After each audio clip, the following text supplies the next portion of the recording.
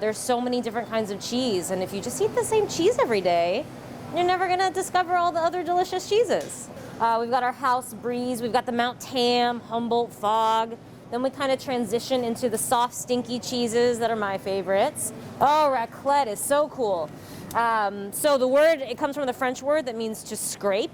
And so what they would do is they would take like a half wheel or a quarter wheel, like this, and they would put it in the fire, or they have now like raclette machines that basically broil the side of your cheese, and then you scrape it onto your little plate with your potatoes and your bread and your sausages or whatever you want to have.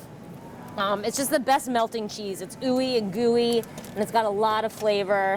House brie that's made in the United States, and then we have a house brie that's made in France as well. I have a fun time letting people know pairings that I've discovered that I think are particularly delicious, but I always say that pairing is personal. So, just because I like this jam with this cheese doesn't mean you will, or doesn't mean you have to like it.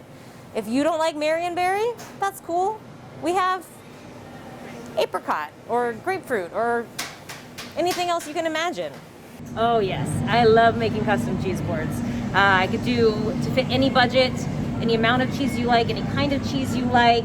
A little goes a long way on a cheese board. We have some amazing accompaniments that we can pair, delicious charcuterie, all sorts of different kinds of cheese, crackers, jam, you name it. We can put it on a plate. Parmigiano Reggiano, the king of cheese. It comes in this full wheel, and we get to use these special parm tools to crack it right open. And the most delicious bit comes right out of the middle. It just flakes right off there, melts in your mouth.